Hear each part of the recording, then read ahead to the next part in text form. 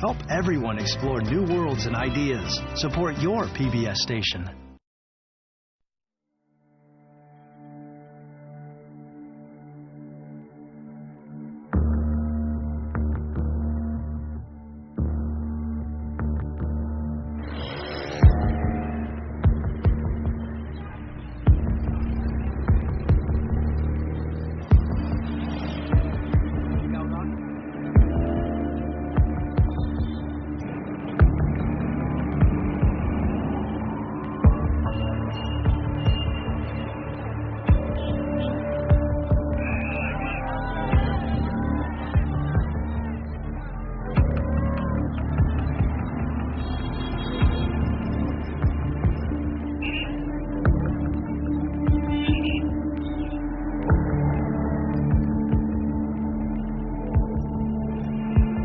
As we began to contemplate evacuation, the burning question was, who goes?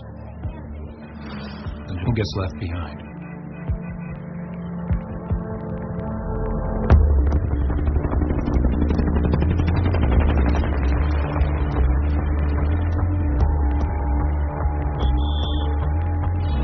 I borrowed a truck, and I basically sent the signal to my folks. And this meant a group of South Vietnamese majors, lieutenant colonels, and their families to muster at an address in downtown Saigon. I drove down there, they loaded up onto the truck, and I drove them to the airbase.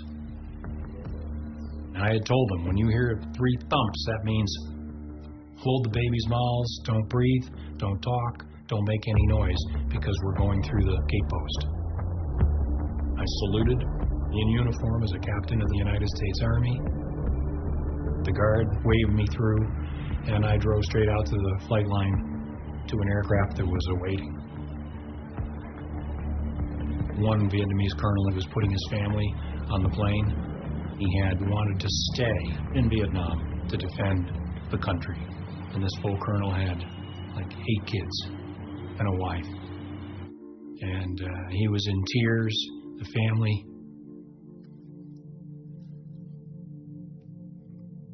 family were in tears, and I said to him, get on the plane, just go. It was a terrible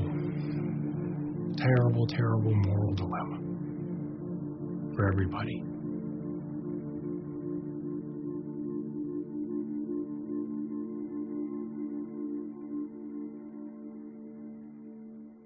We today have concluded an agreement to end the war and bring peace with honor in Vietnam.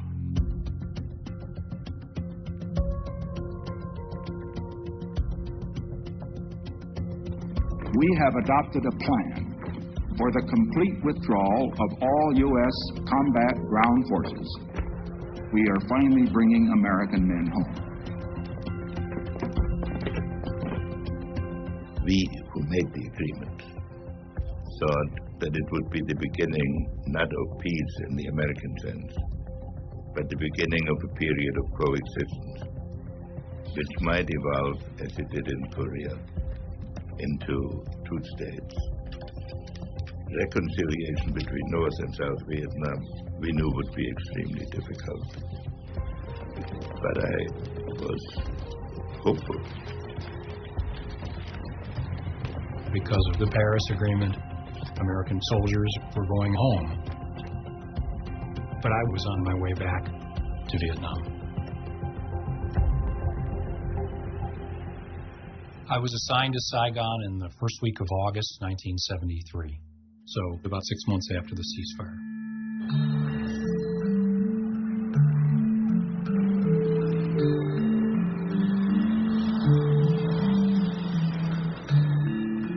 I would say that between the State Department people and CIA people, the contractors who were there to maintain infrastructure, maintain aircraft, as well as people like me, we had 5,000 to 7,000 Americans in country. A lot of the guys had Vietnamese girlfriends and wives, in many cases with children. In general, things were eerily calm and in many ways normal in Saigon. My sense was that we were going to be there, pretty much for a long time to come. I was assigned to the American Embassy in Saigon. I was in charge of the 84 Marine security guards that were there, making sure that they kept up with their physical fitness training. We were there to protect American lives as well as American property. It was just day-to-day job. The ambassador there was a guy named Graham Martin, a North Carolinian, just as I was. He spoke with a slow southern drawl. He was a great gentleman. He was a cold warrior in the old stripe. He'd lost an adopted son in Vietnam to combat. And he was not going to give up South Vietnam to the communists. He was determined to keep U.S. aid flowing into Saigon. When the ceasefire occurred in 1973, everybody toasted it with Bloody Marys in the U.S. Embassy. It was a grand party. We thought peace was at hand. But the Paris Peace Accord was a masterpiece of ambiguity. In order to get President Thieu and the South Vietnamese to go along with the Paris Agreement, President Nixon pulled out all the stops. And in a letter to President Thieu, he promised that if the North Vietnamese were to substantially violate the terms of the Paris Agreement, the United States would respond with full force. In other words, re-enter the war. The North Vietnamese viewed Nixon as a madman. They were terrified of him. They believed that Nixon, if necessary, would bring back American air power. But in August 1974, he was gone. Nixon resigned because of Watergate. And overnight, everything changed. Hanoi suddenly saw the road to Saigon as being open.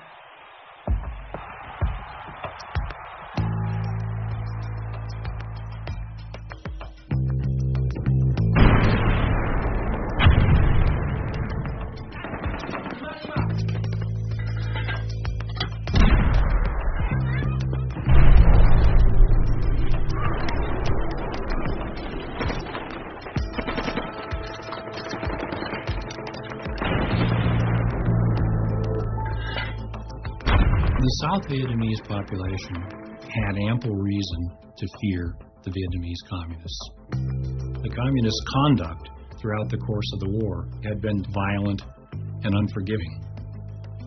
For example, when the city of Hue was taken over by the North Vietnamese, several thousand people on a long blacklist were rounded up. School teachers, government civil servants, people who were known anti-communists, and they were executed.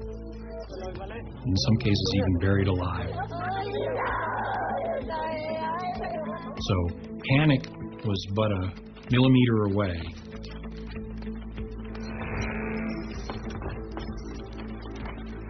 Hundreds of thousands of refugees are in a blind rush to flee even further from the rapidly advancing communists. Bruce Dunning reports. President Thieu broadcast a strong appeal to the soldiers and the people of Da Nang, urging them to stay and fight.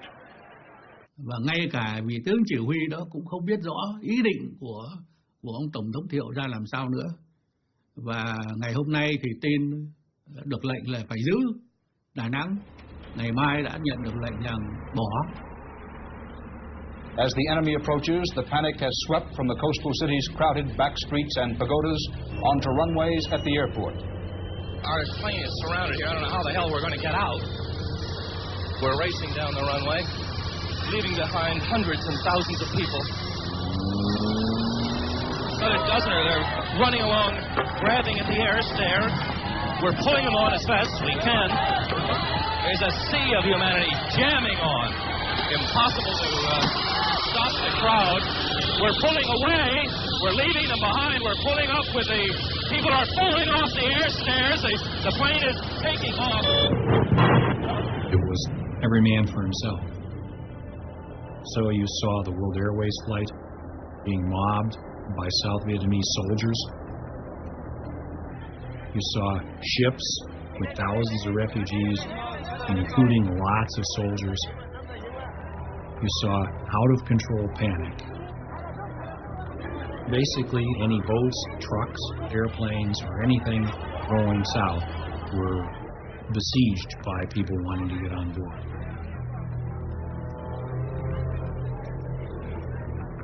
The Americans were gone. And as a result, the house of cards began to collapse. The North Vietnamese decided to escalate at every turn to see if the United States would react.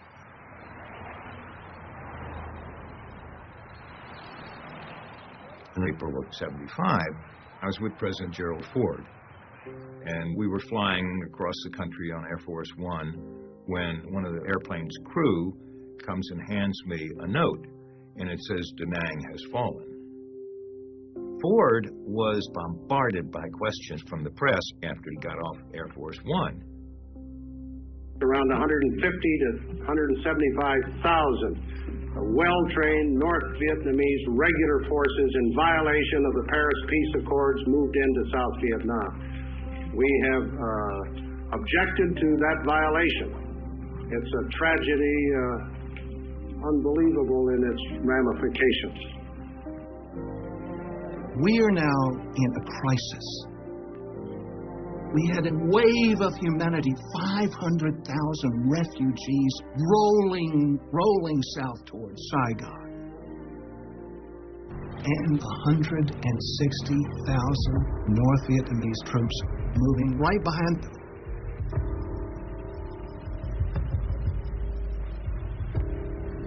I had become so concerned, I decided to pull our best Vietnamese agents in out of the woodwork to try to see what they could tell us about communist planning, which obviously was rapidly evolving. On the 8th of April, I met with one of our best agents who said, the communists are going to drive on Saigon. They're going to be in there by Ho Chi Minh's birthday, which was May 19th, literally a month away.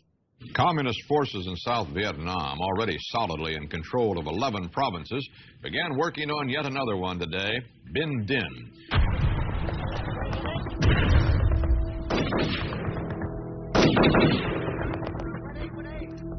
Ở phía hải quân chúng tôi thì không ai dám nói một lời nào về một cái chương trình gì xa xôi nữa, mà chỉ cố gắng bằng mọi sức bị chết. Và các cái dụng cụ không được thay thế. Nhiều các cái trại y tế dã chiến của chúng tôi phải dùng lại những cái bông băng, thì đó là một cái trở ngại. Đánh tới đâu? Còn đánh được không? Hoặc là còn sức đánh không? I kept a map every day on the progress of the North Vietnamese onslaught. By the 5th of April, the North Vietnamese had 15, even 16 divisions heading in the direction of Saigon. They were bringing SA-2 missiles down to provide anti-aircraft cover for their forces. There were people who were saying, look, we've got to do some heavy planning here, because depending on how this goes, and it doesn't look good now, we may all have to evacuate. And Ambassador Martin wouldn't tolerate or countenance such thought. That was defeatism. That was poisonous to the prospects of the people we're here to help. But people could see what was going on, and they started leaving, especially the Americans. I'm leaving Vietnam. Why? I'm kind of scared, to be honest with you. Perfectly honest with you, I'm really scared. I think the situation's a lot worse than we know about. There was always a standing evacuation plan in the embassy. It held that in an emergency, all Americans still in the country, about 6,000 people, would be evacuated. and that no South Vietnamese would be evacuated with them.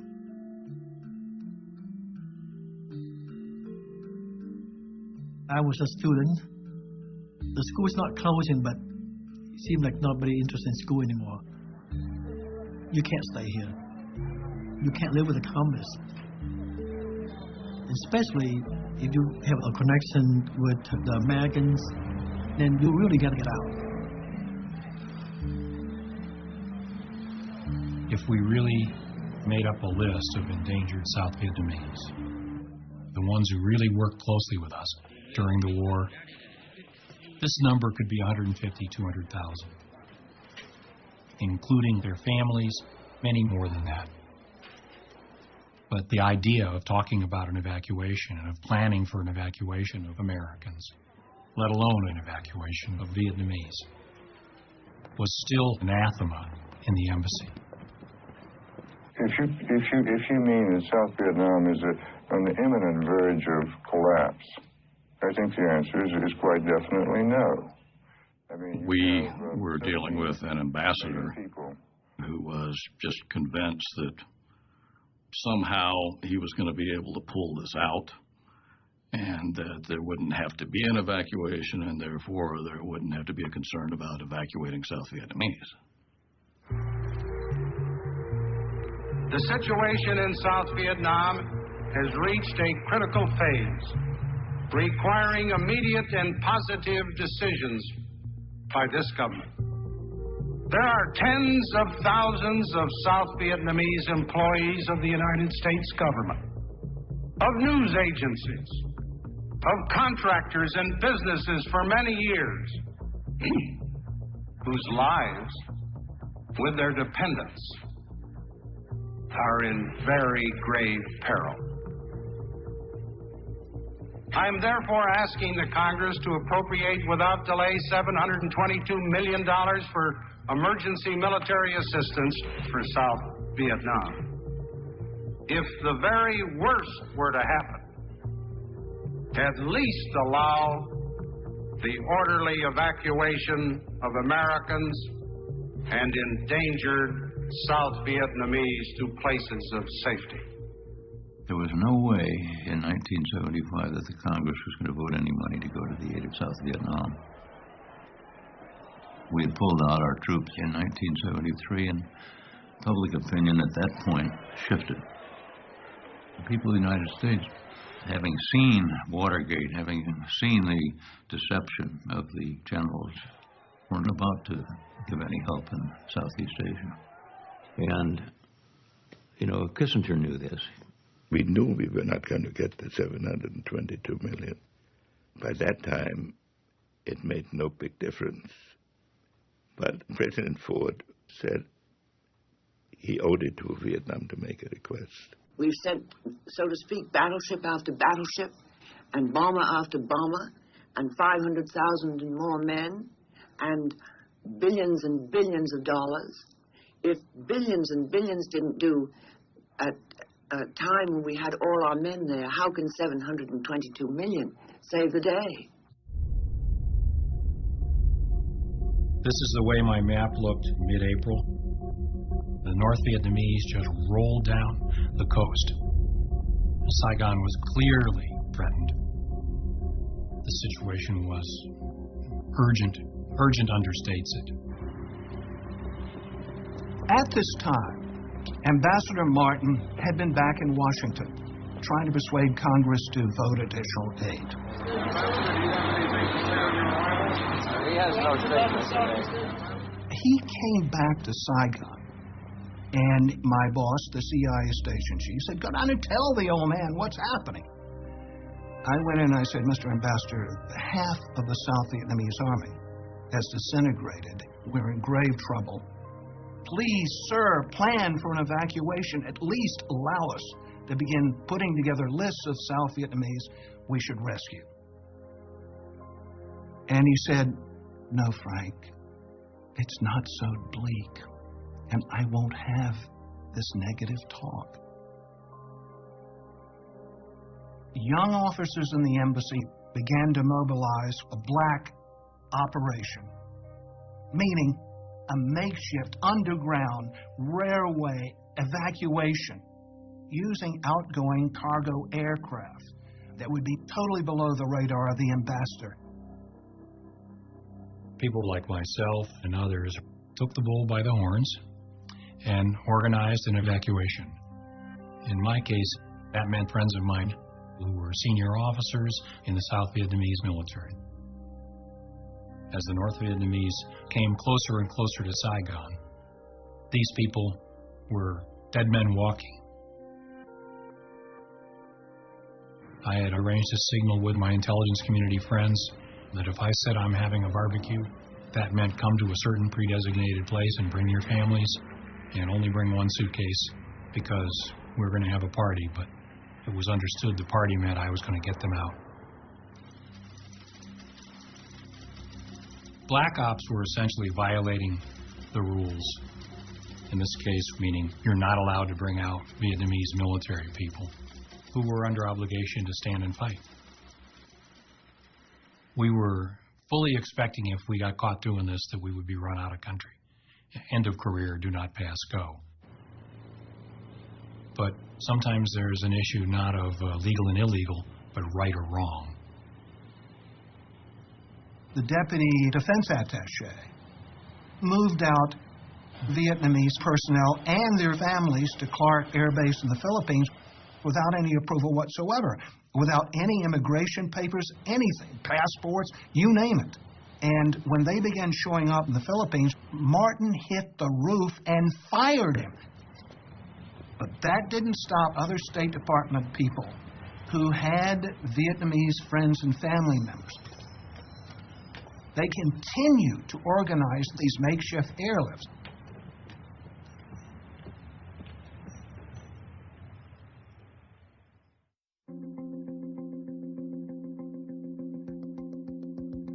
That April, I was in Can Tho, which was about 100 miles from Saigon, and we were getting reports of this town falling and that province falling and so on. And then we were attacked. Sergeant Hasty came by to give me a report on the damage. Can Tho came under pretty intense artillery bombardment. The North Vietnamese had overrun some South Vietnamese artillery batteries and managed to turn those around and shell the center of Can Tho. We knew that the situation was bad. We could see that the South Vietnamese army was eroding. Supplies had been cut off, and you could see the armaments dwindling. We were, under the terms of the Paris Agreement, committed to resupplying the South Vietnamese. They lacked simple things like barbed wire and bags for sandbags. They were rationing their artillery shells because they were running out. The military support, the material support, was not coming. When President Ford went before the Congress, he had two major concerns. The first was to save as many people as we could. He cared for the human beings involved. They were not just pawns that once they had lost their military power were abandoned. The second was the honor of America, that we would not be seen at the final agony of South Vietnam as having stabbed it in the back.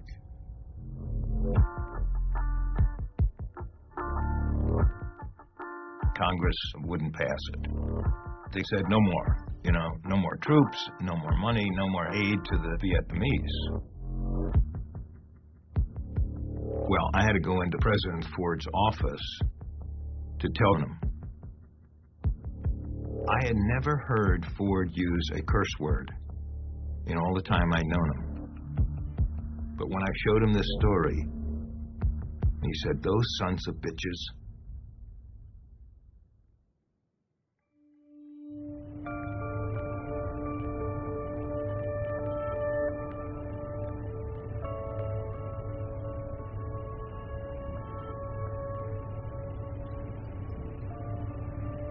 think there were a total of 50 ships that were there. I mean, it wasn't just us. It was a whole bunch of ships.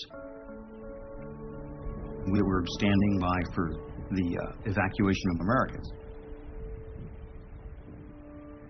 I was a terrible letter writer. I would write one letter for my wife's 10 letters, and she didn't like that. So she said, we're going to exchange tapes. So I would run into my stateroom, turn the tape recorder on for a couple minutes, and tell her what's happening.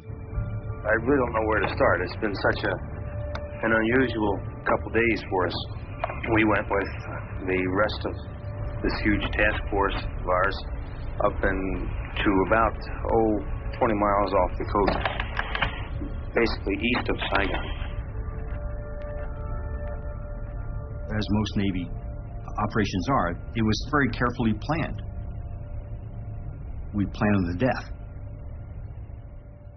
The chain of command for, as I understood it as a captain of the United States Marine Corps, and I think I got it right, is for any evacuation, that decision is the ambassador's decision. Graham Martin is the responsible guy. But the military is responsible for giving him all kinds of plans. And this is how we got into the 4 options. The first option was you would take commercial ships right up the Saigon River to a couple blocks from the embassy. You would load whoever you wanted to bring out on these ships, and you'd be done with it. The second option was, you're United and Continental and Flying Tiger Airlines were still using Tonsanut Air Force Base at the time, and you could have brought anybody you wanted out by commercial aviation. The third option was military fixed-wing aviation. The C-5As, the C-141s, which carry a lot of people. You could have brought them out of Tonsanut on those. The very last option was helicopters off the carriers into Tonsanut Air Force Base. We have 75 Marine Corps helicopters out there. The helicopter option, that was absolutely the last resort. They don't go very fast. They don't carry that many people.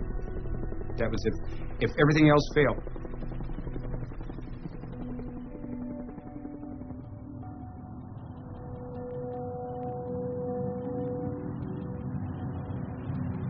I got into Vietnam late on the 24th of April, 1975.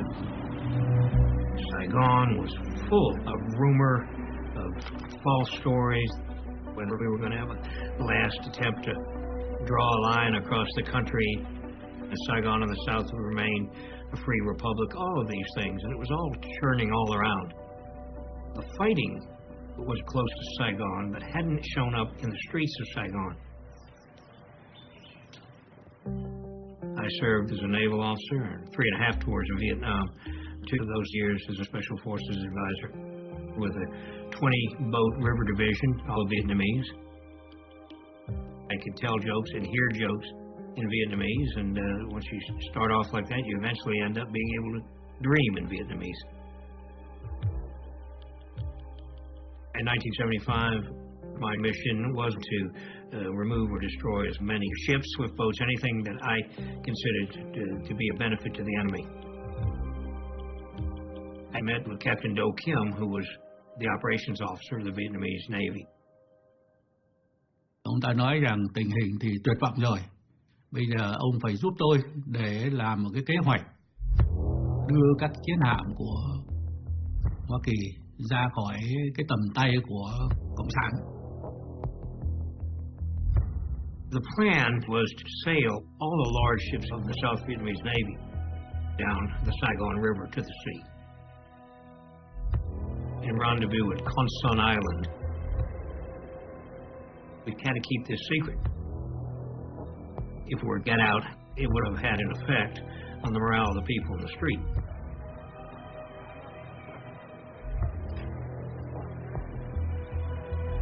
We knew that there were roughly 5,000 Americans still in the country. Many of them had Vietnamese wives, mistresses, whatever, just hadn't left. And they were basically letting us know we're not leaving without our families. Finally, we were given authority by the ambassador to bypass the immigration laws and send these Vietnamese out of the country. So then we started an operation basically to get out the Americans and their Vietnamese dependents.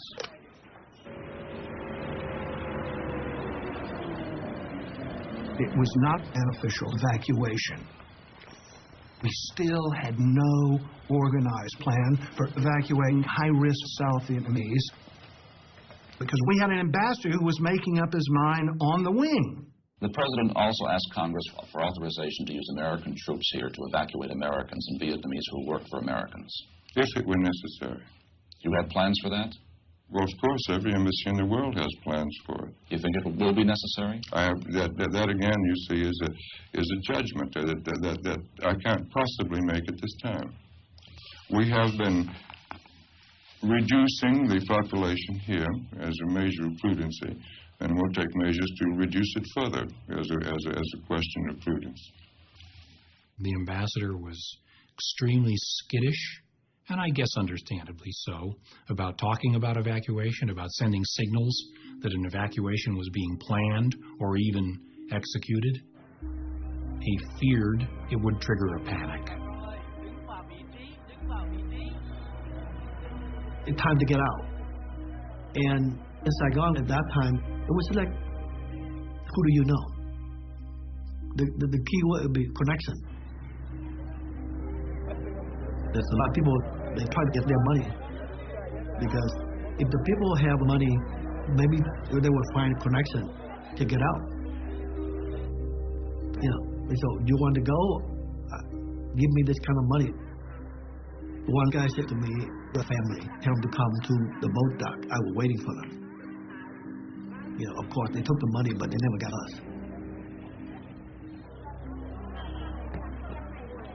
There was chaos in Saigon at that time. Everybody was looking for ways to get out as soon as possible. Of course, the Americans we worked with had a plan in place for us. They told us to get to the meeting place, which was a safe house, and near the American embassy, and to wait for buses to come to pick us up.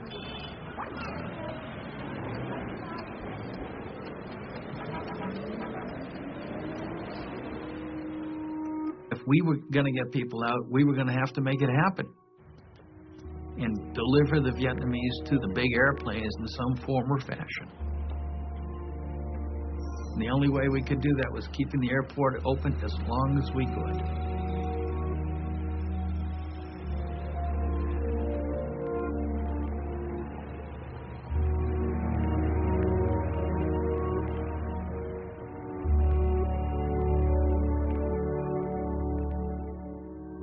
Ambassador Martin still hoped that somehow this thing would not end with the North Vietnamese humiliating the United States by attacking Saigon. But it seemed like the North Vietnamese had other ideas.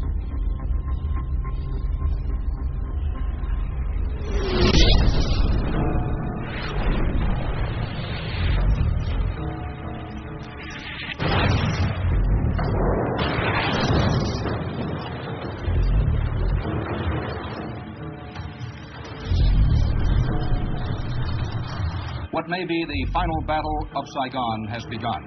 Communist ground forces have started moving in on Saigon's Tan Son Nhut Airport. Rockets exploded all over the base, touching off 3 major fires. The air base was under continuous artillery fire. I felt the rounds. They were so close.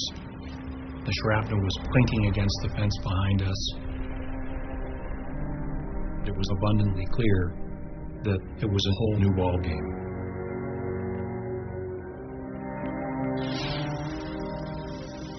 We never expected any trouble out there. And then, of course, fear a little bit set in because now we knew that it really meant business, you know. Were they going to continue shelling Tan Son Nhut? They're giving us a warning, you know. Get out. as the sun came up, General Smith, who was our defense attaché out at Tan Son Nhut, contacted the ambassador and said, the plan to use the fixed wing to get a few thousand people out today isn't going to work. And we need to consider that this is it. Option 4, a heavy lift helicopter evacuation. And Ambassador Martin wouldn't hear of it. He said, I want to come out there. I want to see it. Which he did. He got in a sedan. He didn't lack for guts. There was still rounds coming in. Sporadic. But there was still artillery fire. And he could see that the main runway was full of craters from North Vietnamese artillery. And it was understood that General Smith was not being premature with the recommendation for option 4. Ambassador Martin's concern very clearly, up to now, was that once we start an official evacuation, it's pretty obvious that the game is over. You've got to remember, this is an ambassador who had lost his only son in combat in Vietnam. One becomes pretty invested in that country. He had been holding out hope that some kind of third-party solution could be worked out so that South Vietnam could continue with some form of independence or autonomy. And he was being encouraged to think that this might be possible. But the morning of the 29th, he came to accept the fact that that wasn't going to happen. And I picked up the phone and told Secretary Kissinger to inform the President that I had decided that we would have to go to option 4. When I tell President Ford the airport is being shelled and that's it, it's now time to pull the plug, I mean, it keeps coming back time and again.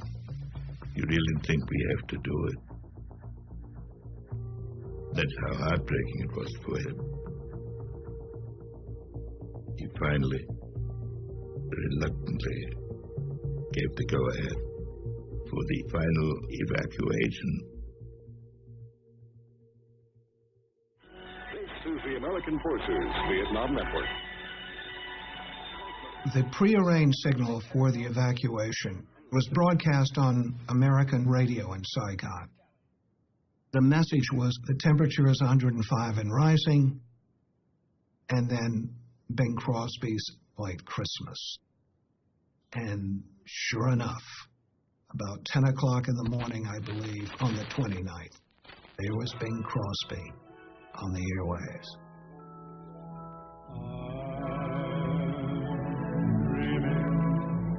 Of a white Christmas, just like the ones I used to know, where the treetops glisten and children listen to hear sleigh bells in the snow. That morning, Ambassador Martin received a message that said, within 24 hours, the U.S. presence in Vietnam had to be closed out, meaning we had to be gone. It was obvious that there was the need for a hasty plan to be developed for a helicopter airlift out of the embassy to the fleet. And we had less than 24 hours to pull it off. That morning, there must have been, I would guess, at least 10,000 people literally ringing the embassy. The embassy compound was the size of a city block. It was big. And all sides of it were filled 200-300 feet back. Fortunately, people were by and large very controlled. They were very patient. They were just hoping desperately to get in. It's like the whole Saigon want to get inside the American embassy. So you have to know somebody, you know. Just like me, I find my friend and got this little paper to assure us to get in. So several of us went to the embassy. And my friend, he sold the paper to the guard, and he just kind of pointed at each one of us, and we, one by one, just go inside the embassy.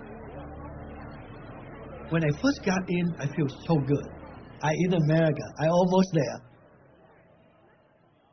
They have a courtyard in the swimming pool, and we mostly gather around the swimming pool, and 1,000 people there, and they just keep coming in. That morning, CIA choppers began picking up evacuees off the roofs of buildings around the city and bringing them to the embassy. There was an old pilot named Obie Harnage. He was blind in one eye and lame in one leg. And I said, Harnage, we got people at 6 Chalong. You got to go pick them up. It was the deputy CIA station chief's apartment building. There were a number of very high-risk Vietnamese, including the defense minister of South Vietnam, all waiting to be rescued. As they climbed up the ladder to the roof, a photographer took that famous photograph. Many people thought that was the U.S. Embassy. It wasn't. But it indicated to what extent chaos had descended on this entire operation.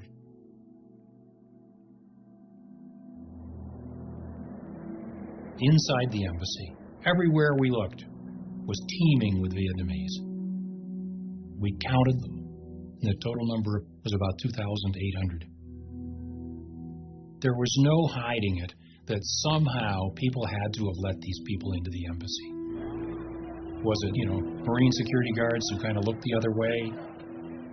Was it American employees in the embassy who were doing kind of what we did with black ops and taking care of their own? We never got to the bottom of that. And frankly, we never pursued it. One of my Marines said to me, we should take out the tailor. There was a tailor who made all our civilian clothes. So I said, why don't we take out the cook, too? He said, well, you should take out the cook, too, and all the other cooks. They should get out. They had business with Americans. They took the bread truck and they rounded up the tailor, the cooks, and the dishwashers, a few others, and their families, and drove them into the embassy compound.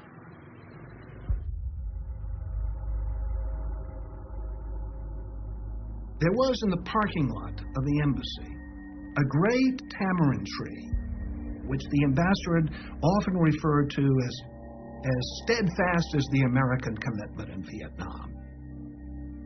The CIA station chief that last morning said, Mr. Ambassador, we have to cut this tree down.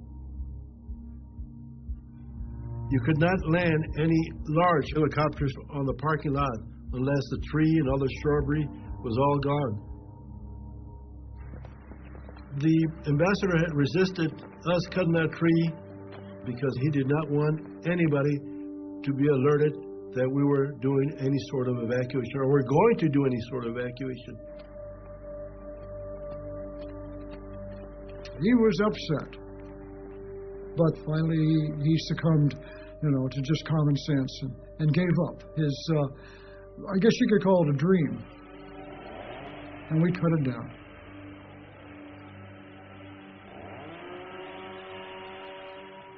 He had also, over the past few days, prevented us from burning classified documents for fear that it would panic the South Vietnamese. So, that morning of the 29th, we had thousands of pages of classified documents we had failed to destroy beforehand. Our next job was just looking at that classified document idea and getting rid of that. So we went to every office and told them to start pulling stuff. And piles of paper began coming out. And we began shredding.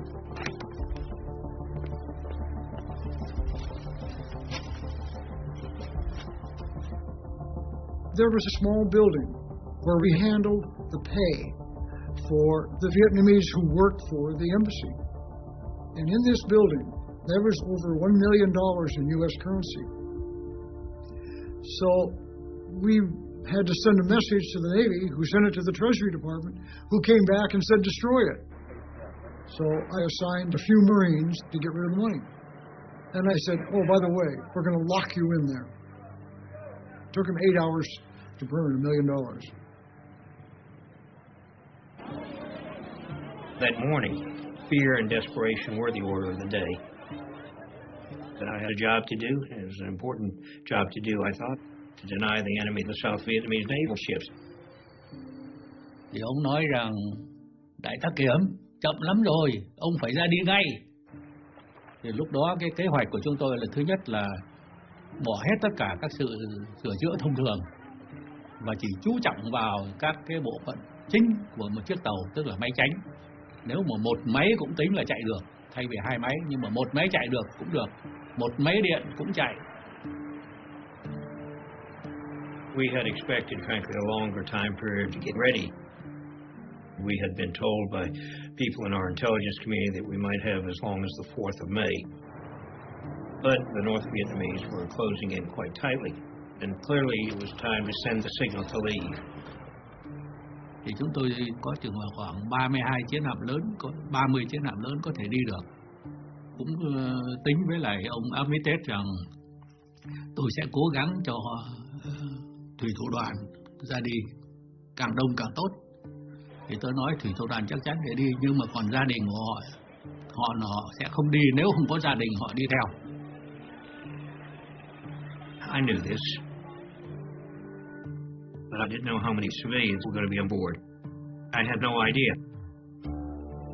Nó quá cái nhiệm vụ của tôi. Trên tôi còn có những người cao cấp hơn tôi.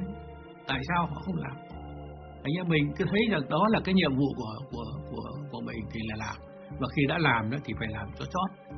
Thì trong khi cái sự mà tính rằng làm cho chót đó đôi khi vượt quá cả cái nhiệm vụ của mình, nhưng vẫn làm, vì cái đó là lẽ phải.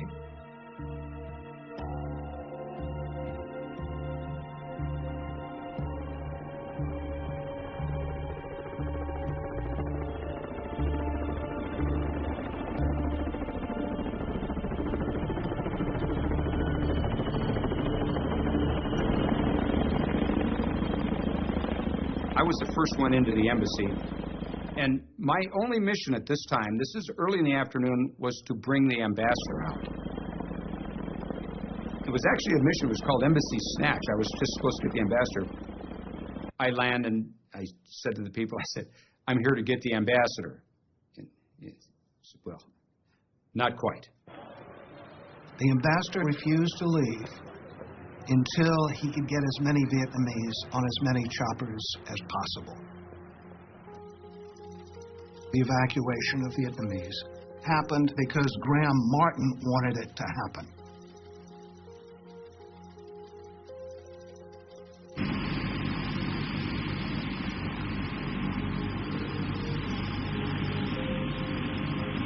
So they loaded some Vietnamese on my helicopter. And because I'm supposed to have the ambassador on board, we go right to the command ship, the USS Blue Ridge. We land on the Blue Ridge. General Carey comes out, wants to know where the ambassador is. He said, well, he didn't get on. I mean, I don't know who I'm supposed to tell, but I told everybody I was supposed to get the ambassador, but the ambassador didn't get on.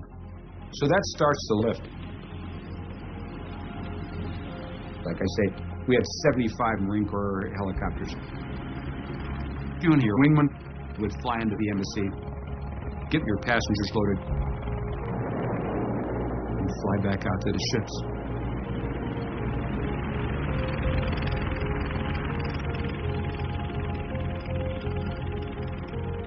It was a little over an hour back and forth.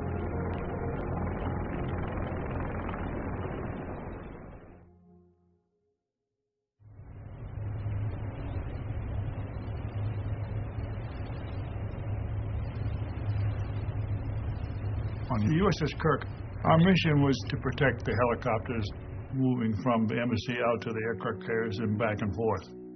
We were very close to the action. could stand there on the deck and you could watch it all happening. We thought that the USS Kirk was just going to be an observer to this whole thing, and when all of a sudden on radar we started seeing these little blips coming out from the shore. I really don't know where to start. We looked up at the horizon, and all you could see were helicopters all heading toward us. These were not Marine Corps helicopters. They were small helicopters, the little Hueys, which were never part of the evacuation plan. But they were flying over top of us. We were watching them fly over top, over and over and over again. We viewed them as enemy until we could verify who it was. Then we realized that these were South Vietnamese trying to escape.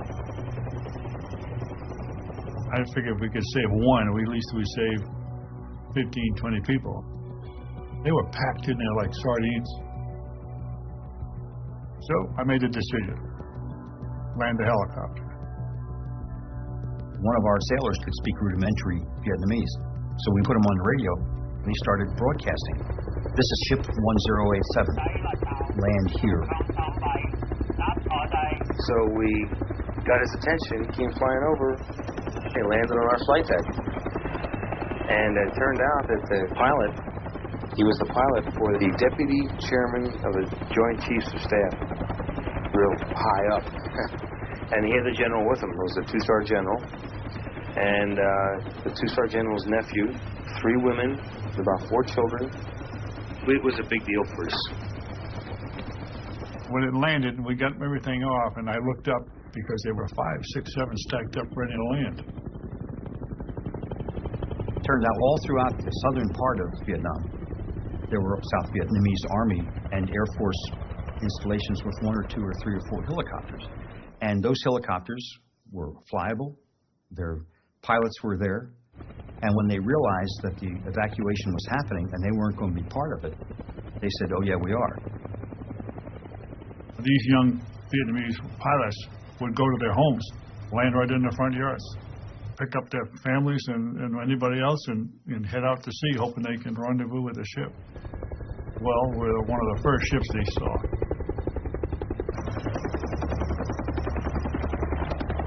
Our flight deck will only take 1 helicopter at a time landing. There are no wheels on them, you just have skids. We couldn't think of what else to do, and these other planes were looking for a place to land, so we just physically pushed them. Of course, this was a big old helicopter, thousands of pounds, so we had to figure out how to get it 15 feet over to the edge of the flight deck. You don't have time to think about what you did, you just had to do it. So we opened up our flight deck and they began to land, one right after the other. Some of them were shot at, holes in them. Most of the Vietnamese who came out, I'm talking about the flight crews, they were heavily armed, all with sidearms, some with M16 rifles. They had no idea what was going to happen, so they came out ready for anything, really. So we had to disarm them.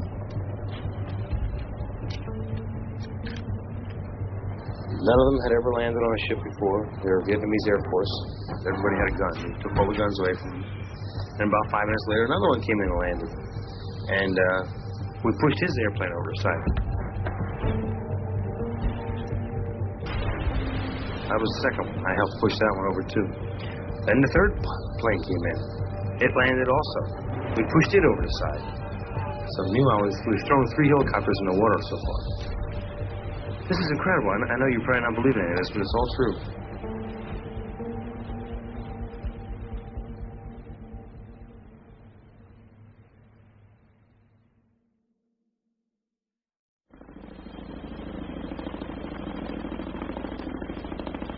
By late afternoon, the chopper flow at the embassy really started. And each time a bird came in, here would go another 40, 50 people. But did the right mix of people get out? You know, who says that these were the people who either deserved or should have gone out? At the embassy, a lot of the people who got out happened to be good wall jumpers. The choppers started coming in at 10-minute intervals. One would land on the roof, and one would land on the parking lot. They would put all the Vietnamese in groups. They would search them, and if they had any weapons, all these weapons were thrown into the swimming pool. And as soon as the chopper would land, they would be brought into the restricted area, where a couple of the Marines would escort them into the aircraft. Then the race would ramp up and take off.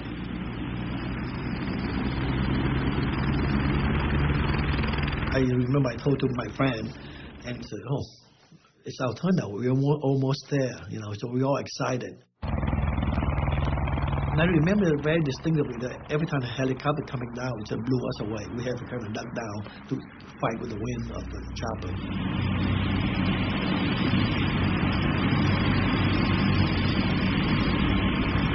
Three of the choppers that came in each landed a platoon of 40 Marines from the task force.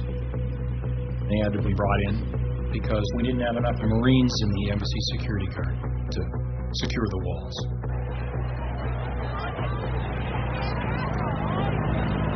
I went with my wife to the embassy. A lot of people, they clinged to the top of the wall, but they couldn't get in.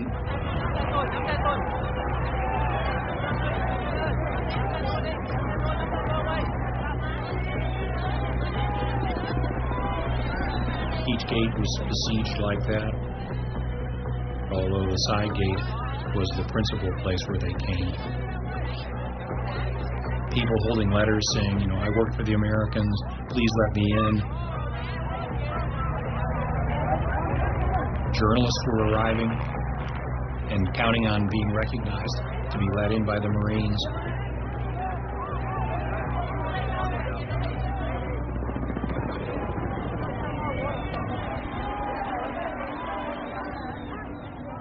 There was a sea of people wanting to get out by helicopters.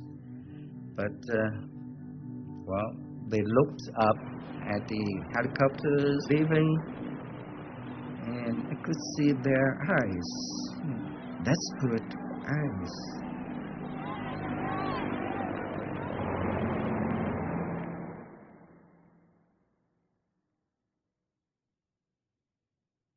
My dad flew a Chinook helicopter in the South Vietnamese Air Force. He had been waiting for orders, but his captain had, basically just left. So he and some other pilots picked out the best Chinooks and took off.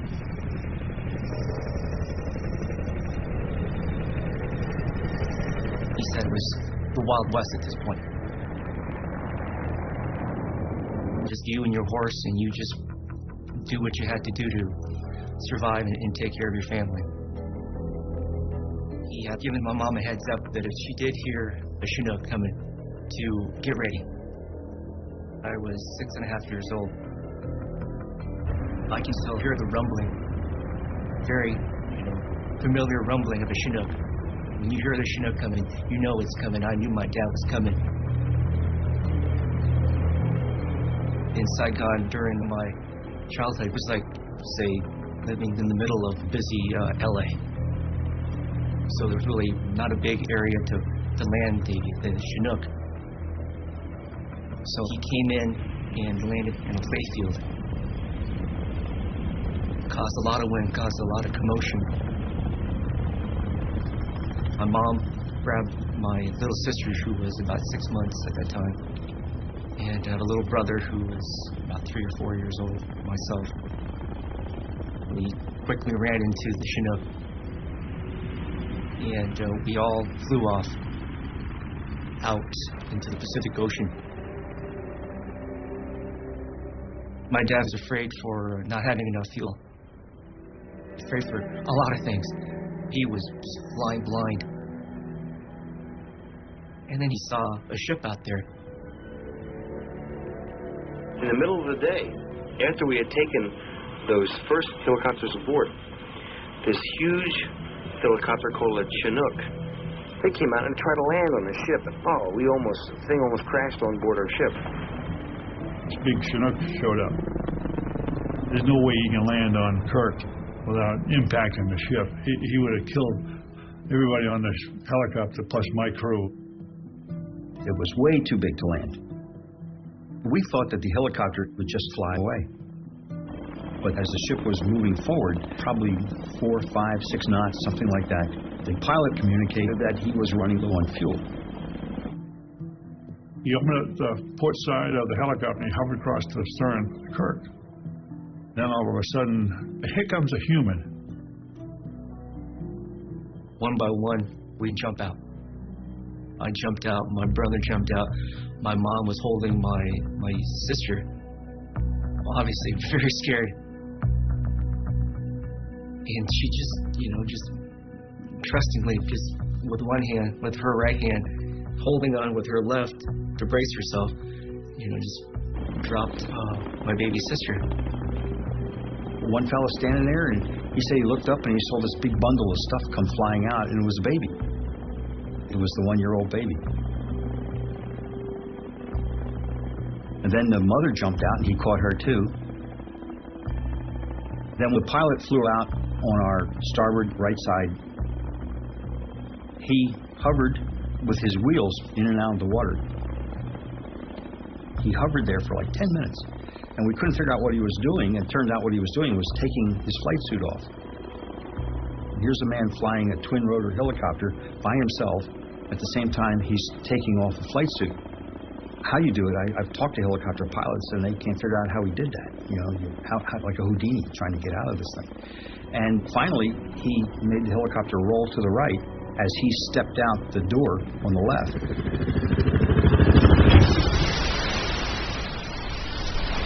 Just thunderous, loud noise. The shrapnel just blowing up.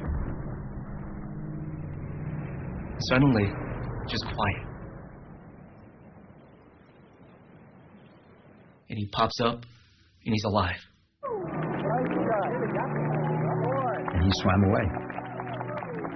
The helicopter was only about 20 feet from him when it hit the water. It was amazing. We went out, picked him up. He was no worse for the wear. He was a little bit wet. Well, one unfortunate thing is he had some small bars of gold, which was all his worldly possessions, that were in his shirt pocket that sank.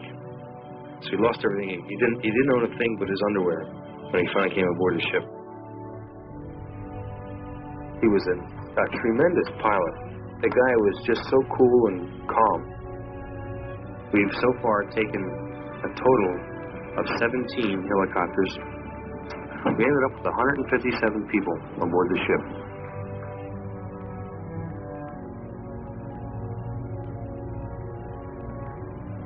That crew was very special. They took their money, went to the Navy Exchange and Commissary, bought all the clothes, the food they could get, took it up and gave it to the refugees they befriended. They were unbelievable. We laid mats and all kinds of blankets and stuff out on the deck for their babies, and there were infants and children and women, and it was a scene I'll never forget. We were happy. My mom was just, wow. Symbolically, it was like, the first step onto not American soil, but American freedom.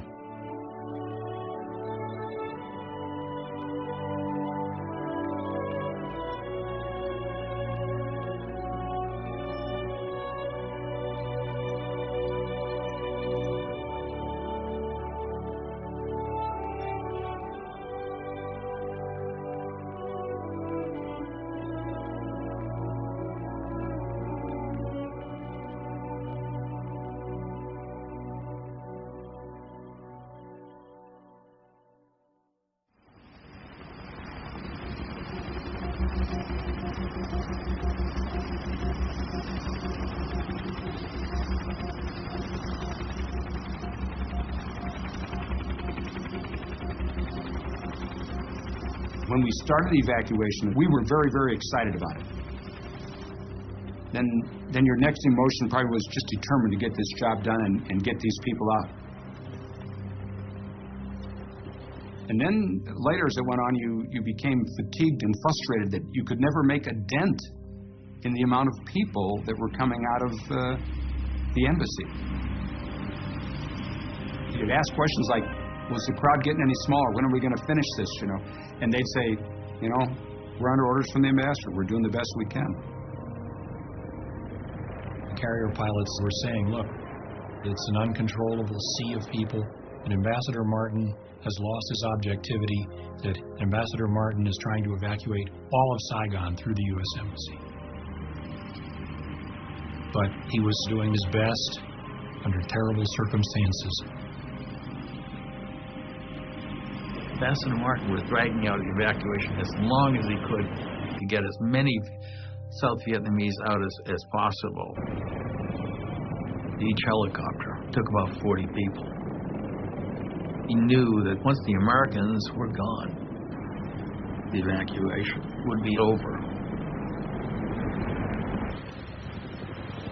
So they just put 1 or 2 Americans on each one.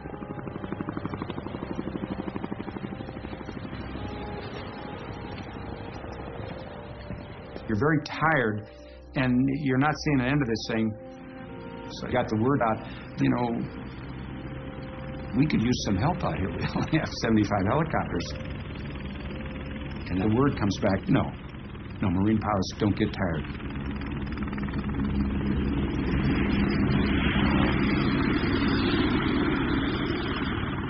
Back at the embassy, under the ambassador's direction, we, of course, were taking advantage of the presence of the aircraft to evacuate threatened folks.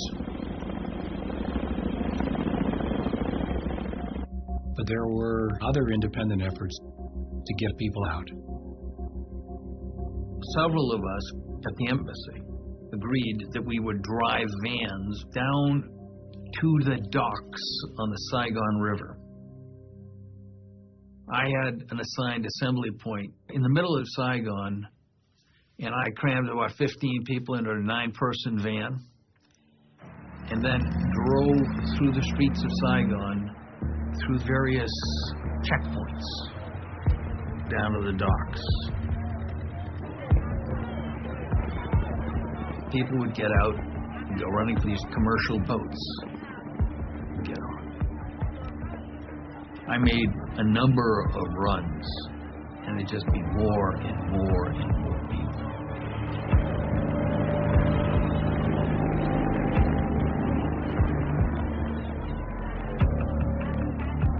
Finally, as the sun was going down, we were running out of light.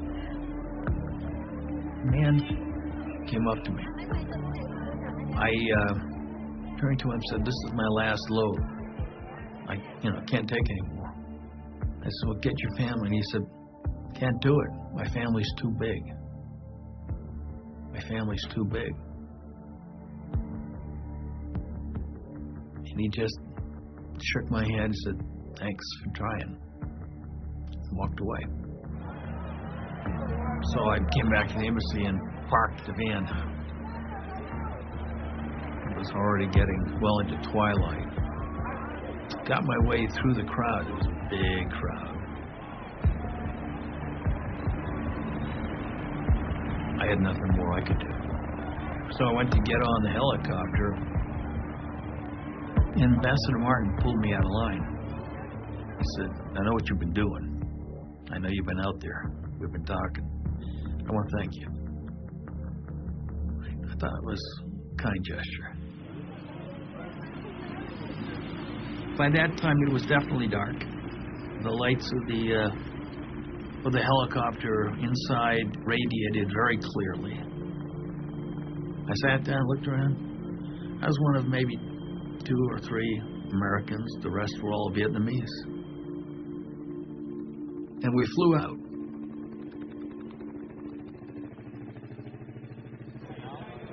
It was very dark. I remember that. And people were starting to elbow each other, trying to get in the front line. And that's when the captain Hampton started speaking to us in Vietnamese. Không ai sẽ bị bỏ lại. Nobody is going to be left behind.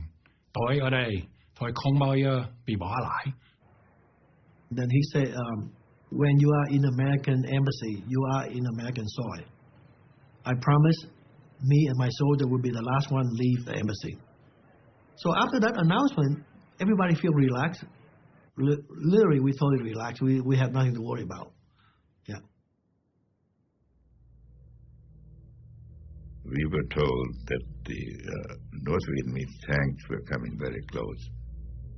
So we in the White House asked the Defense Department how many South Vietnamese were left meant inside the embassy compound.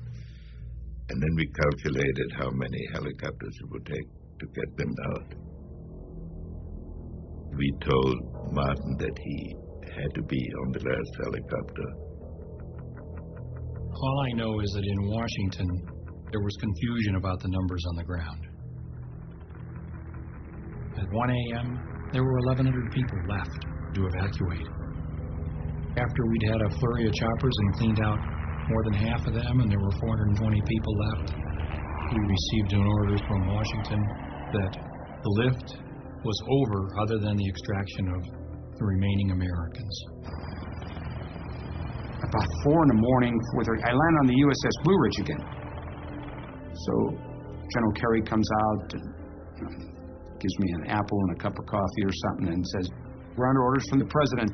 You got to get the ambassador out." So we fly in. I land on the roof exactly at 4:50 in the morning. I said, "I'm not leaving until the ambassador's on board." One of the Marines lowered the flag, folded it up, and escorted the ambassador up to the landing zone up on top of the embassy, and he gave him the flag. And that was it. Major Keane came to Colonel Madison and said, "No more, only Americans from this point on." And Madison said, "The hell you say, we've got these people over here." And Keane said, "Sir, not going to happen. It's a presidential order." And Madison said, "I'll take this up with the ambassador." He was very hot under the collar. And Keane said, "You can't. That's him," and pointed to the CH-46 that was just flying away.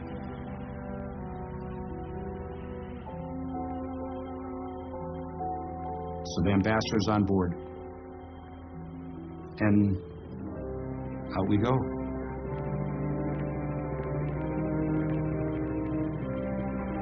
We land on the Blue Ridge.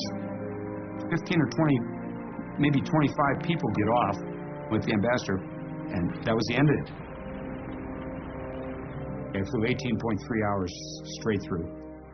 Graham Martin looked very tired, extremely haggard. I mean, he looked like, I'm sure the pressure was immense. And at what time were the cease evacuation?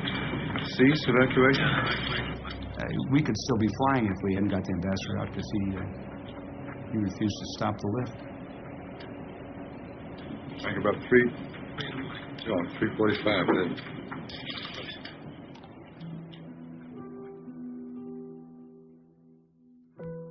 Colonel Madison says to me, "We're screwed.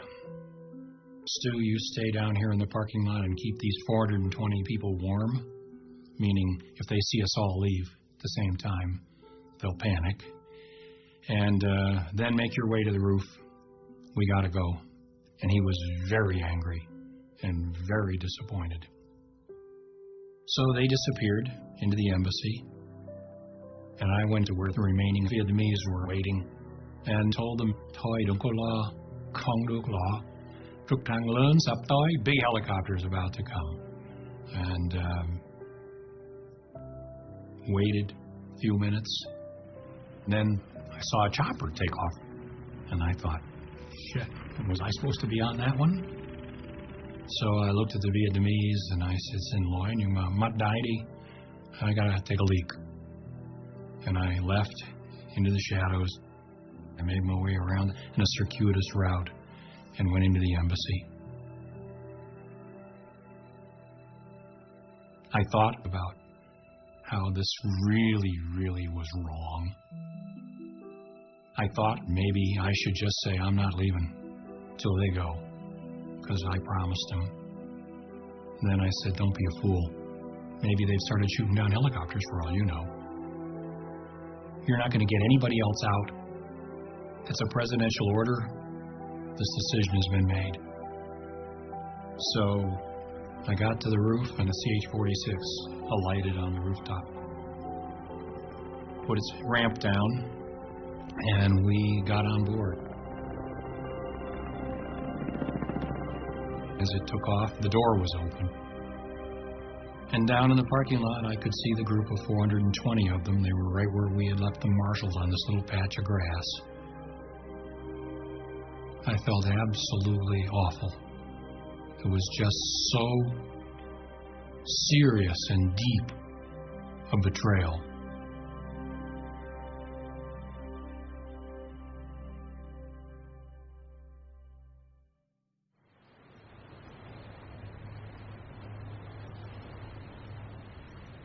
Later that night, I was quite surprised that I get a call, come alongside the flagship, the Admiral wants to speak to you.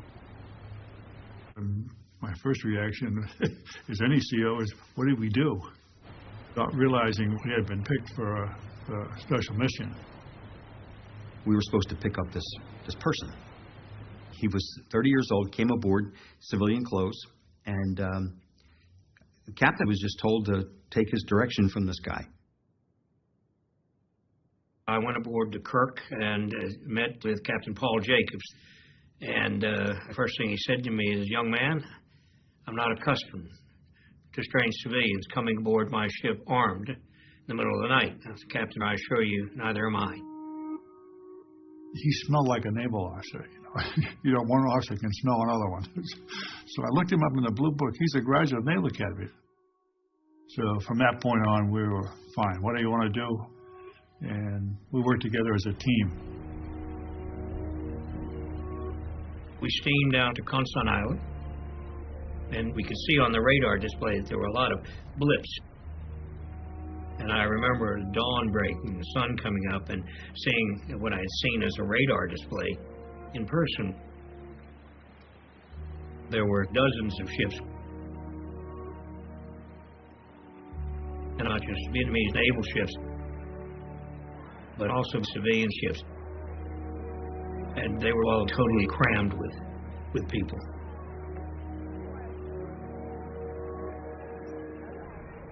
There are no words to describe what a ship looks like that holds 200 and has got 2,000 on it. I don't think anybody really understood the magnitude of it until we looked at what we got in front of us. It looked like something out of Exodus. Our mission was to help the ships into international waters. But now they had all these people. My reaction is, how the hell are we going to do this? Most of the Vietnamese Navy ships were dead in the water. Some were anchored, some were just adrift. So we sent over our engineering technical people to see what we could do to help them and get them underway.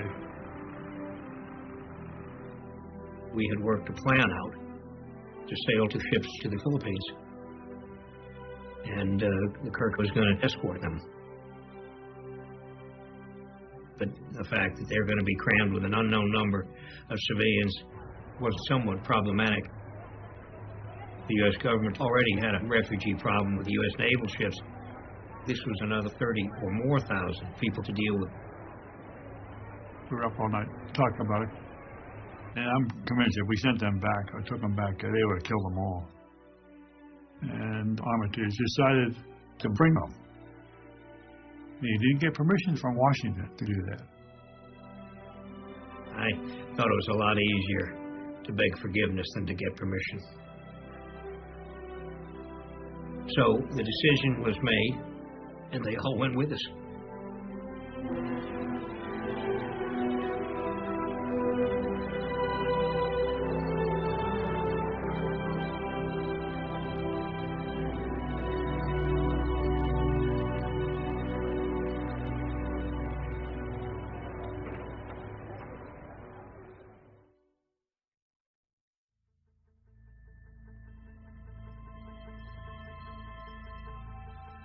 We had finally got out the the last of the refugees that we could get out. Now we had to evacuate the Marines. They were all inside the embassy building, except for us. I was still on the embassy grounds with two of my sergeants, and I said, "You two stay right with me. Don't leave my side." We slowly walked backwards to the embassy door. And a couple of Vietnamese came towards me. I said, "We have no more helicopters. That's it. I'm sorry. We cannot take you." And they began to argue with me. They spoke good English, too. "We can ride in your helicopter." I said, "I'm sorry. No more." So we spun around and slammed these huge doors, and we locked it from behind.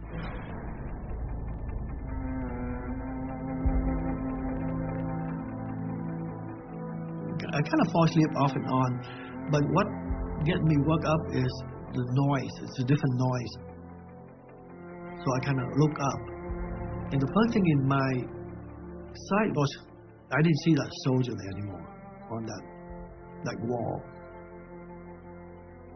There were people throwing blankets or jackets and materials over the barbed wire so they can climb over the wall to come in. It was like, where are the soldiers? We were going up the stairs, and below me I could hear feet running on the stairway. When we got to the roof, Master Sergeant Valdez was there. He says, "We got everybody?" "Yeah." I said, "Man, there's somebody chasing me up those stairs." There were wall lockers up on the roof and those big fire extinguishers with wheels. So we tilted all those wall lockers and the fire extinguishers, put them against the door. There was a little window there that we could see them in there.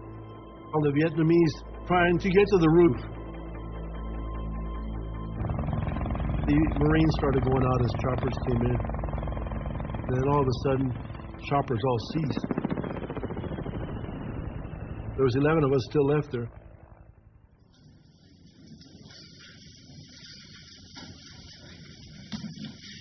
The briefing was delayed until the evacuation was completed, and the last helicopters are now in the air. The President commends the personnel of the armed forces who accomplished it, as well as Ambassador Graham Martin and the staff of his mission, who served so well under difficult conditions.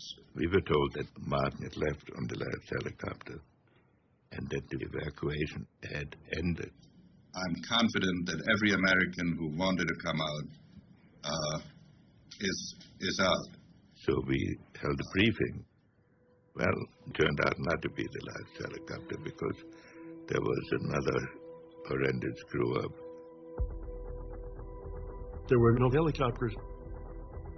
You know, we were just kind of sitting down around, looking at each other, wondering, you know, what's going to happen here, you know, whether they truly had forgotten about us. So I got on my radio, and I began saying, U.S. Navy, American Embassy, request extraction immediate. And I repeated this over and over and over. The only option we had was sit on the stupid roof, like a sitting duck. And I kept thinking, where are the North Vietnamese? About 7:45 in the morning, you can start seeing the North Vietnamese coming down the road. My thoughts were, what's to keep them from bombing the top of the embassy roof and blowing us off, you know? A tank is going to take one shot. If it hits the building, you're gone.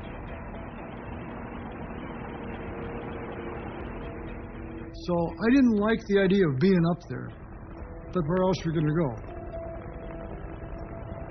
Finally, I looked out and I saw a black dot. When that chopper landed, I told the Marines, go, get in. I was the last one out. And as I was putting my foot on the ramp, I fell down, and I'm just hanging on, and the ramp's going up. The ramp was closing, and I did what I was trained in my first tour, count. So I went 1, 2, 3, 4, 5, 6, 10, 10. 1, 2, 3, 4, 5, 6, 10, 10. And I looked at the crew chief and I said, put it down. I knew I was missing one man. I remember looking at the ramp and two hands were over the top of it. So the Marines just kind of grabbed me and then just pulled me in. We left by my watch at 7:58 Saigon time. Now we were the last 11.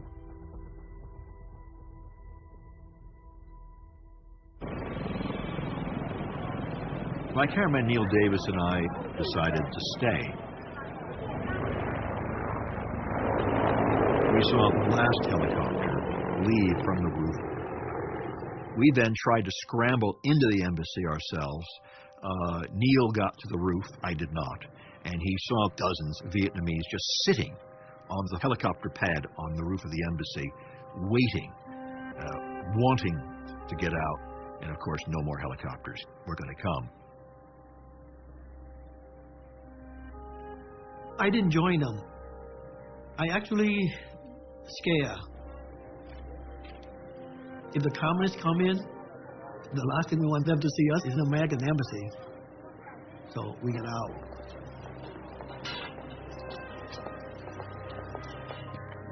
People were coming in and out of the building. Literally anything that could not be fastened down or was not fastened down was being taken away. Any souvenirs from the ambassador's office were taken away. Almost brick by brick, the embassy was being dismantled. It was ordinary looting, but more than that, I think it was just frustration and anger and an opportunity to get back perhaps at the Americans, because in the view of many in that crowd that day, we had deserted them.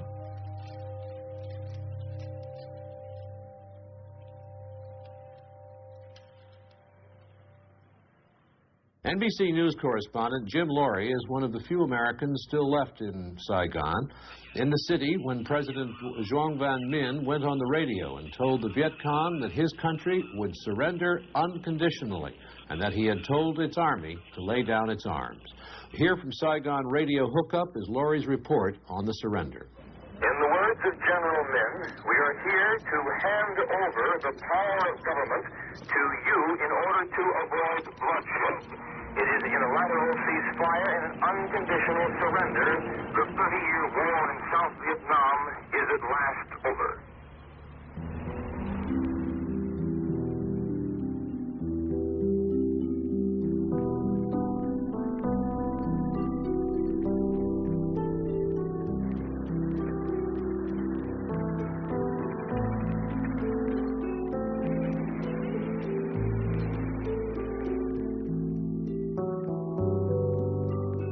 First thing I did was to destroy my documents, my badges, just keeping the civilian ID. And then I went around Saigon to see what happened.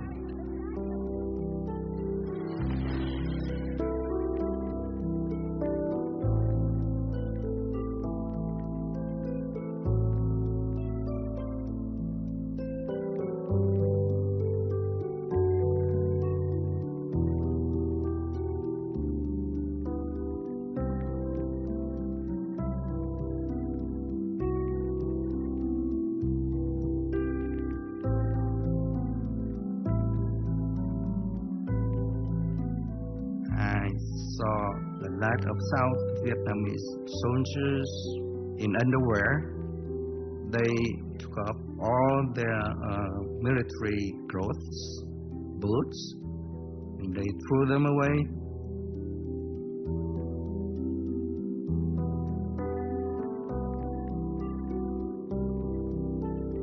And I thought, well, what would happen to them?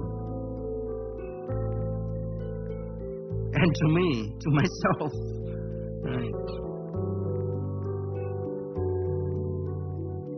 I thought of my friends who were killed in action, and I thought, well, is this what we fought for? Is this what the Americans came for? And I didn't have the answer.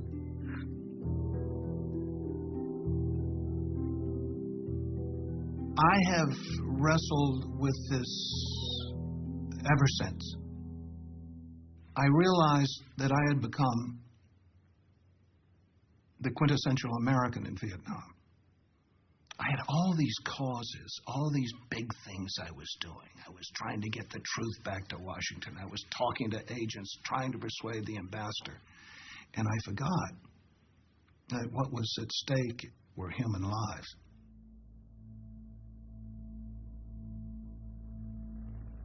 For years after that, I hear that sound in my head, that sound like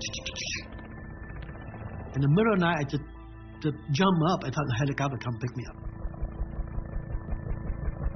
I called it Dream in the Wind. Later on we found out the big fleet is out there. You can just take a boat and go there. They take everybody. If you can get out there, you're on board. And I just didn't know that.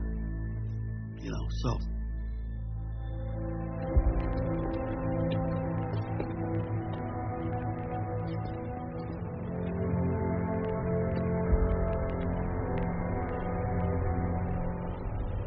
As we approached the Philippines with our refugees, there was a big problem. They wouldn't let us in, and the reason they wouldn't let us in is because the government there had recognized the new regime in Vietnam, and these Navy ships we were escorting were all flying South Vietnamese flags, and the solution was to reflag all these ships as American ships. Thì chúng tôi có trình với lại ông đô đốc của cái đoàn tàu để thất hạm đội đó, thì chúng tôi có đề nghị làm một cuộc lễ hạ cờ của chúng tôi xuống và kéo cờ của Hoa Kỳ lên.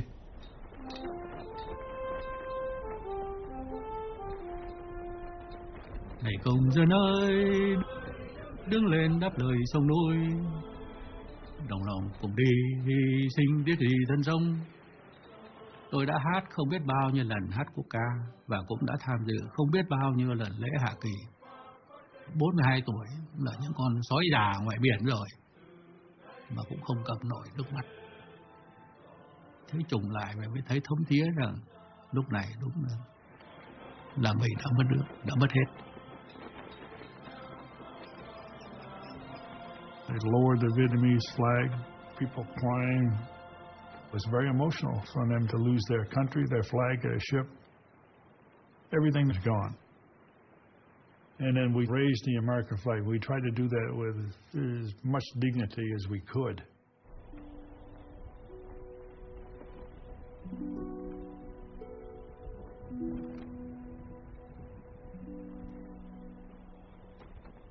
There were thousands and thousands of Americans who served in Vietnam who were sitting at home heartbroken at watching this whole thing come to naught.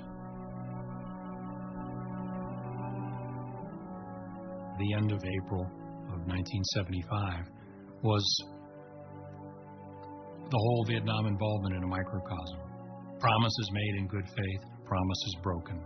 People being hurt because we didn't get our act together. You know, the whole Vietnam War is a story that kind of sounds like that.